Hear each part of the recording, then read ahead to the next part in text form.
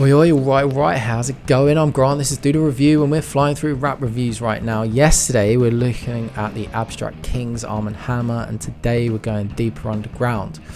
Self-deprecation and crushing reality are the narrative elements of Chicago underground rapper Open Mike Eagle's work that I consistently respond to. I say underground, but I should probably say art rap or other ground as the artist prefers, but if you go back through any of my reviews of Open Mike's last couple of records, you'll probably find a nod toward a song or two in which Mike calls out the struggle of being an artist that's trapped between critical and commercial acclaim.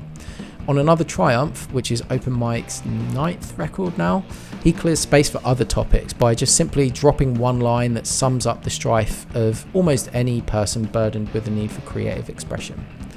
"Record this shit to prove my own existence," he says, backed by an eerie organ loop and phased taped recorded guitar on the song A New Rap Festival called Falling Loud.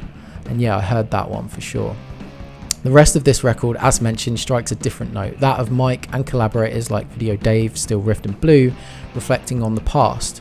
Childhood influences growing up and early rap career days are settings for songs here, and as the album title suggests, used to explore the theme of struggle and ultimately triumph of meeting the challenges inherent to those stages of life head on, many of which are societal and systematic. Mike's skill is that while he can take on these themes, he always does so in a way that's never too on the nose or too sentimental or lacking in humour. He also trusts the listener, never over-explaining the theme or telling you how you should be feeling. Case in point, the Illingsworth produced BET's Rap City, where the children's choir sample does most of the thematic heavy lifting. Look at the children wishing that they were all... The line is literally cut off before it can too clearly explain the theme to the listener. Over the top of this, Mike recounts some of the influences and activities of his formative years with a nostalgic glow, forming a great juxtaposition where the hook is decrying the way in which kids wish their childhood away, while Mike, as an adult, is kind of looking back on his and wanting to go back. Another thought-provoking highlight for me is Mad Enough to Aim a Pyramid at You, the album's final track. Produced by Awkward, this cut has a beat that's based around a degraded bitrate synth with climbing arpeggios that immediately stand out from the more organic instrumentation of the remaining album, but somehow works.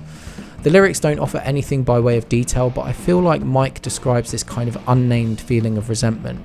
Resentment of a younger version of yourself who just felt better, overall lighter and happier in themselves, even though in the present you technically have reasons to feel happier than that, and yet you don't. Real life gets in the way, I guess. I'm sure you can tell, but I've really enjoyed this album, and that's without talking about the production, which as usual provide the best of that kind of lo-fi, sample-driven, dreamy aesthetic. Highlights in that regard, and almost template of the style of the album as a whole, is We Should Have Made Other Ground a Thing by Child Actor, with its rousing turnaround and chime-like piano notes that almost distort and clip. There are a couple of songs that don't necessarily hit me as hard lyrically, like WFLD 3-2 and The Wire Season 3 Episode 1, which are more fun. And then of course there's the Shout Out track, which reuses the great beat, but it's more of a listicle of other great artists in the scene than a track in itself. Overall though, this is another great, albeit short record from Open Mike Eagle. I love it. It's a 7 out of 10. Thanks for listening to me chat fraff about this record. You've now reached the end of this free review, but the price is really cheap. You just got to press subscribe and tell me what you think in the comments. Tell me, was I right? Do you agree? Do you disagree? What was your favorite track? Share some thoughts, show some love, or just hell some abuse in the comments. But there are some other videos linked below I urge you to check out, because I'm sure if you like this one you'll probably like them. Cheers.